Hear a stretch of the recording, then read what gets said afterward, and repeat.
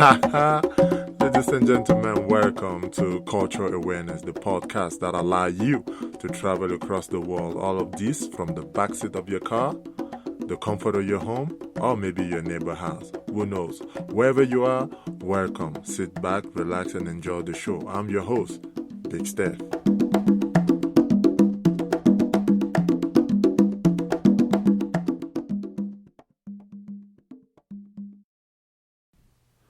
Ladies and gentlemen, again, welcome to Cultural Awareness Podcast, man. You're tuning in with Big Steph, and let's get right down to it. So, last time on my first episode, we talked about why it's important to know our culture and how to interact with others, and that we shouldn't judge just because there's no right or wrong culture. They are simply culture based on the fact that culture is based and shaped upon the way people have been living for centuries.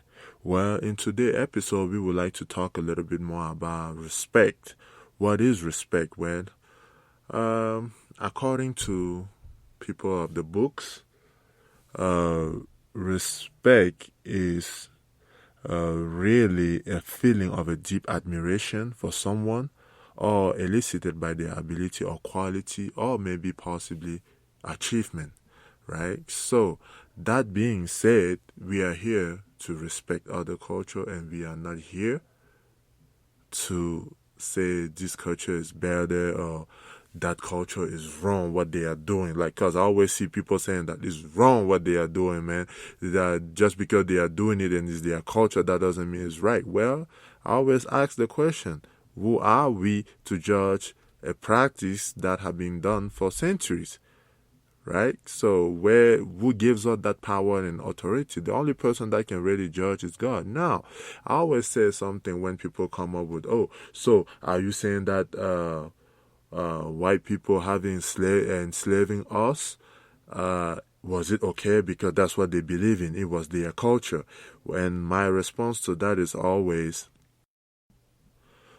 like I said, my response to that is always, well, no, it wasn't okay to enslave people, and they would be like, then, therefore, they are wrong, or they are right, or wrong culture. I was like, no, I didn't finish my sentence. No, it wasn't okay. And to show that it wasn't okay, what did black people do? They rebel, right? Why are we free today? Why is it no longer like it was in the past? Well, because when you are not okay with something, there's rebellion, right? And that changed culture, right? We changed the way things were being run around here, and now we are free. That's the same thing about a culture. So there are no wrong or right culture, and when you feel it's not right, hey, guess what? Rebellion begins. You have the French Rebellion. You have even within the U.S., you have the North and the South that had a big fight to split the country because some people believe in something and other people didn't believe it. Like one side believing it's okay for slavery, and one side didn't believe it was okay, and that is what created a clash and rebellion. Same thing again today. If something is not right, it's time for a revolution.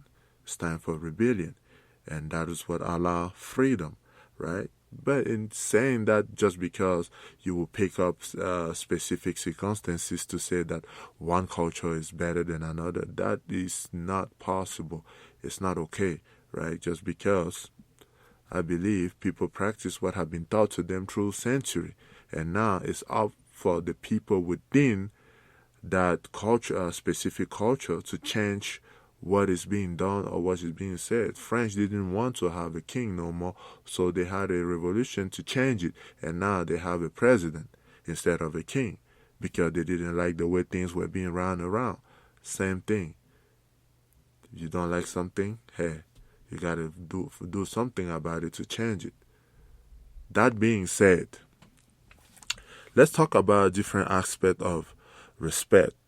Number one, like I kind of mentioned this slightly on my last episode, the first thing is, in my culture, we don't believe that kids or, like, I wouldn't necessarily, mostly kids should look at elders in their eyes when they are talking. That thing will not fly with the elders, right? Because number one, it's seen as a sense of challenge. Number two, it's very disrespectful, right? You don't do those things. You just simply don't look at the elders when they are talking to you.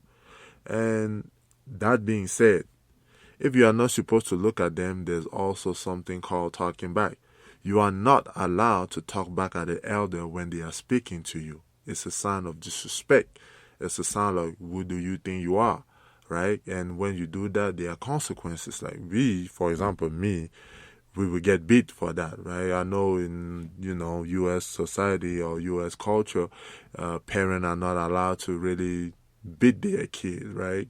Oh, should I say mostly white parents? Because I see some black guys here and they were like, oh yeah, we got beat the hell out, right? That's the same thing with us in Africa. If an elder is speaking, you shut up, you listen. And sometimes, in most circumstances, you might actually be right. But that is not the point. The point is to teach you respect. And the respect comes with keeping your mouth shut and let them finish. When they are finished talking and you see they are calm, they have expressed everything that they wanted to express, then you politely and kindly let them know this is what was going on. But don't infuriate them while they are hot, right? So let them cool down first, and from there, you will state your opinion. You will have your chance, but do not talk back. I see in some instances here where, I'm sorry if it seems like what I'm saying, because, I love everybody, but it seems like every time I'm saying white people, it's not that I'm trying to condemn the white race or anything like that. It's just I'm speaking from what I have seen happen, where kids are allowed to talk back to their parent here in what I would call white America. I don't see it a lot in Latino or black, just because, they know they will get that, that's ass whooping, So that being said is you don't talk back to your parent. Number 3 things. Okay, like I was saying, the third thing that you should not do in front of your parent is crossing your leg, right? Crossing your leg is seen as a sign of disrespect. It's a sign of neglecting that there are elders in your presence. And in my culture, that will not fly. You do not cross your leg. Yeah, you heard it right. You do not cross your leg in front of people that are older than you. It's a sign of disrespect. Another thing that it will also be considered disrespectful. Never, ever, ever be the first one to send your hand to an elder to shake his hand to say good morning, right? Or to greet him, period. You always let the elder, because you don't know if the elder wants to shake your hand. You always let the elder send his hand first. Then you answer with, for number one thing, a little bow. And you shake his hand when and only when he sends his hand toward you. You don't want to send your hands toward the elder because it seems like you are the authority. Like, you know what I mean? Like, it's disrespectful. You let the elder send the hand to you, and then you answer to it. So that is a few things that are a little bit considered disrespectful in my culture. And also, when you greet a guest at your home, right? Always, even without this one asking, always offer him a bottle or a glass of water. That is the least you can do. That is considered respectful, right? Do not let someone come in your house and leave without drinking water. That is seen as he wasn't welcome, right? So you always offer water. Even if you have champagne, wine, I don't know, juice, anything else, you always offer them a bottle of water or a glass of water as a sign of welcome into your home.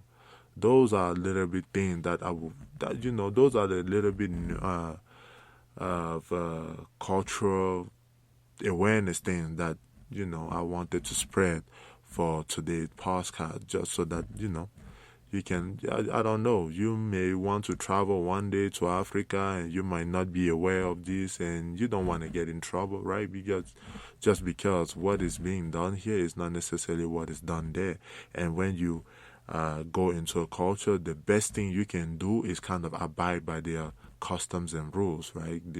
You don't want to seem as, you come in with the superior, like, we are better than you, or I am better than you, all these people from these tribes. So, try to show respect everywhere you go. And respect goes a long way, right? Even here in America, there are things that are hard to learn. Like, for example, in my culture is you cannot look people in the eyes. When here, they are like, look at me in the eyes when I'm talking to you, right? So that was very intense too. Look at me in the eyes when I'm talking to you. Because here, putting your head down is actually seen as a sign of disrespect. And when I tell that to people, like, going in college or whatever, I was like, yeah, we are not allowed. They're like, this is America. You have to abide by it, right? So this is not Africa. I was like, yeah, I understand. But I just want you to be able to understand that I'm behaving like this because this is what I was taught, right? Especially if we're talking in the context of respect here. I'm just trying to show you that here, looking at someone in the eyes is okay. You have to. It's actually the respectful thing to do. But where I come from, that is considered disrespectful. It's not respectful to do it, especially in front of people that are in power, like authority or, the elders and anything like that. So those, my friends, are a little bit about the podcast of today. That being said, we are going to the story of the day. In this story of the day, anyway, let Stefan talk. Okay, guys, in this story of the day, this is I hope, anyway, I don't know, because people are going to probably give me a lot of backlash about it. But hey, it's not my story, and I'm just here to tell it, right? I'm just telling you the story like receive it or like I heard it. And obviously, everybody is entitled to their own opinion. That being said, let's go to the story of the day. This woman is writing because her husband raped her.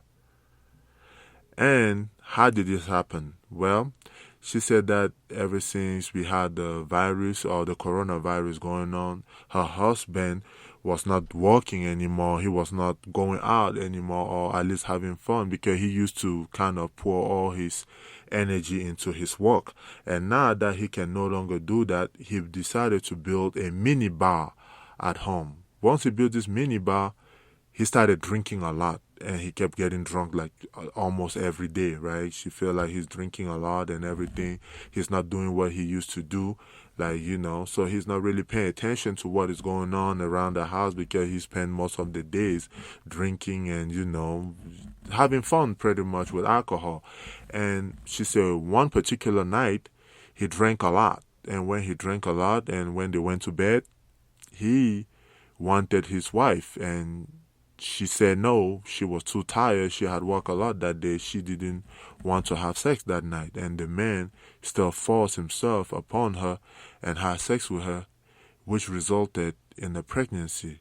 And she's writing because she wants to know how to handle the situation or how to go about it, because she said, she's pregnant now, but once the child comes in this world, she feel like every time she would look at, I quote, her bastard child, she will always think about what happened that night and how she got raped.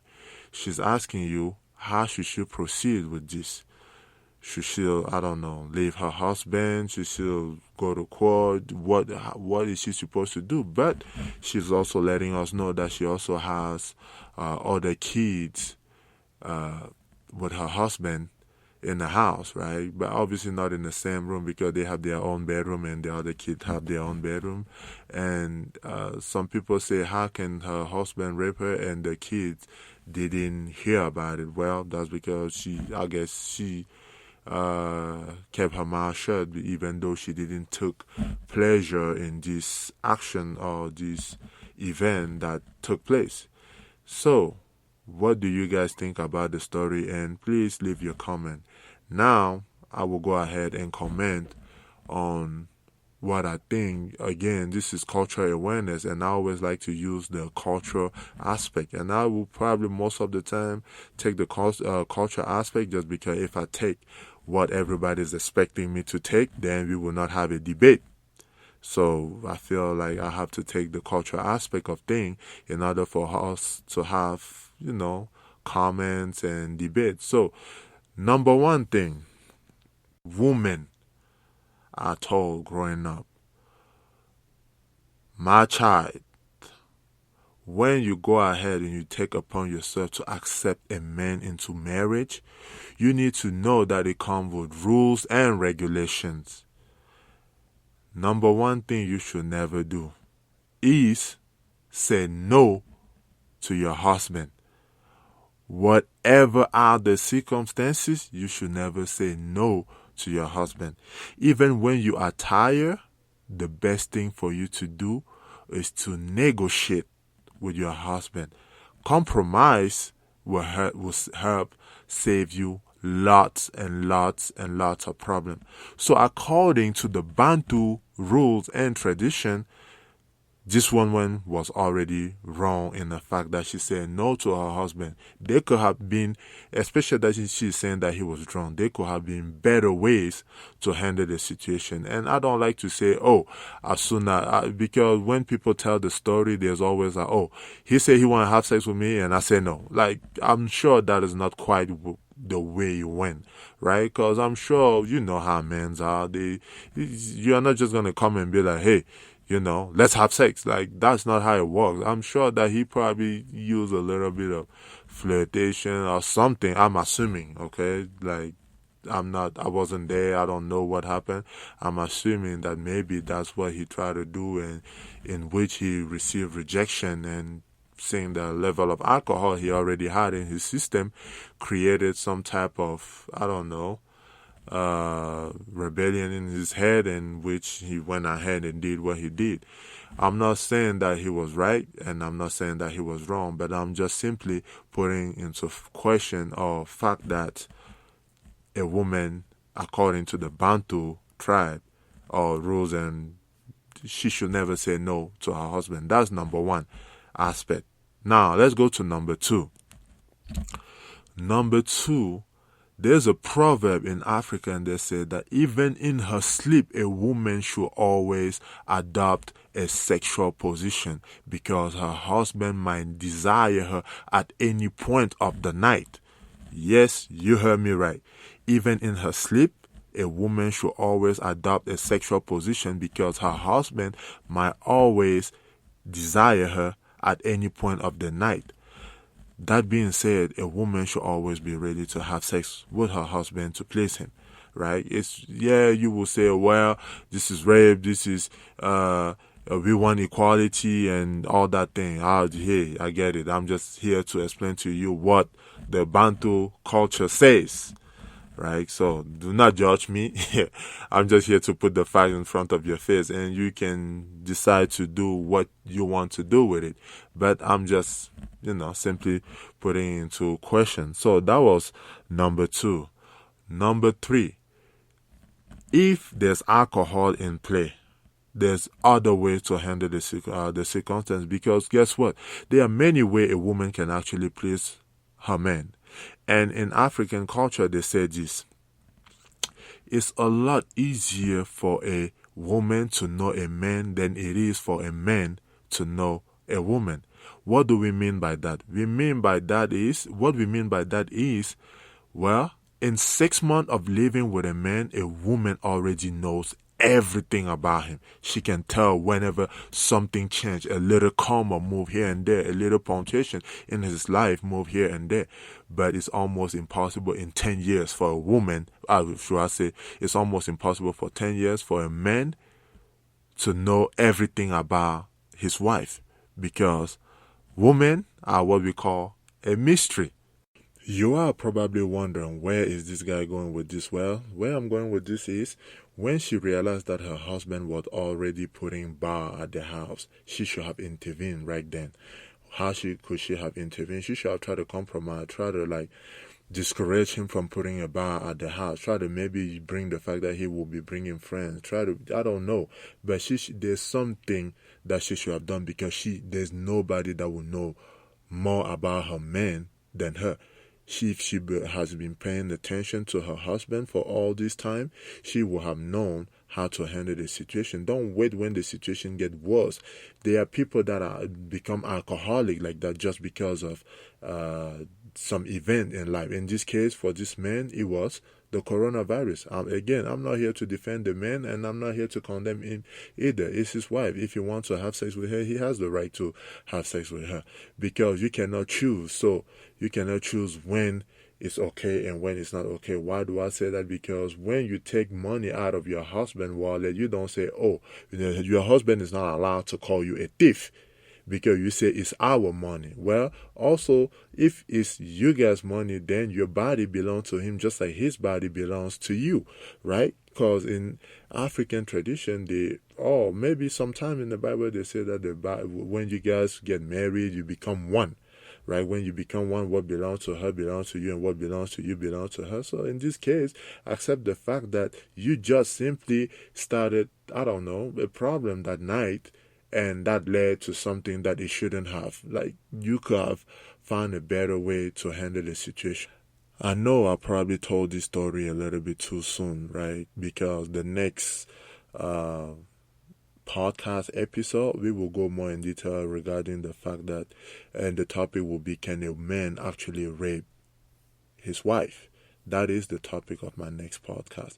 But as in today, the topic was more respect. She has to respect her husband, which is just like her husband has to be a provider and the leader of the house, right? So everything. Remember, I'm talking about the cultural aspect of things. I'm using mostly what we call the Bantu tradition, is mostly located in Western Africa, right? So I know there's going to be a lot of backlash. So please, guys, however way you feel, leave your comment, tell me what you think, and let's debate on the next episode on the fact that on the question of whether it's possible for a man to actually rape his wife, right? Because in the Bantu tradition, it's impossible. A man can never rape his wife because she belongs to him just like he belongs to her. But again, that is the subject for next episode. In this episode, I just wanted to say that in this story, the woman could have handled the situation a lot more smooth. I don't know if we say smoothly, but a lot better. You know what I mean? So there are things that a woman should do. And number one thing, like I said, to recapitulate, is don't ever say no to your husband, especially when it comes to sexual position. The number two thing is, when even you're sleeping, in Africa, they say a woman in bed with her husband should always be naked. Why? Because you don't know at what point of night your husband might desire you. This is not objectifying a woman, by the way, because I know people saying that is actually giving him his respect according to the tradition, just like a man is going to give you respect that you deserve as the mother of humanity at home. You also have to give him his respect as the leader of your household. A woman has to be submissive, because they don't confuse submission with like, oh, they're saying that, oh, he has to beat you. No, that's not what we're talking about. We are not talking about beating you. We are talking about submission. Submission is recognizing that if a thief come here and there was one person that has to die, the man will volunteer to go first and leaving his family safe, right? The man will volunteer to die for his family and protect his family. The same way he has to accept that you cannot pick and choose when you want to be submissive, right? So if you don't want to be submissive, there are a lot of single women out there. Then be single. Don't get married, because once you decide to get married in African tradition, well, marriage comes with rules and regulations that you have to accept. If not, stay single. Don't get married. That being said, ladies and gentlemen, thank you again for listening to this podcast episode. Leave your comment, leave everything, comments, remarks.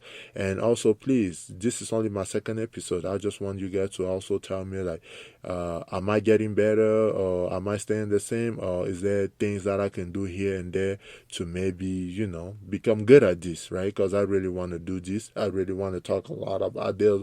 I have tons and tons and tons of story, right? It's just that today is probably a story that will touch some nerves, like I would like to call it. But, leave comment and let's see you on the next episode.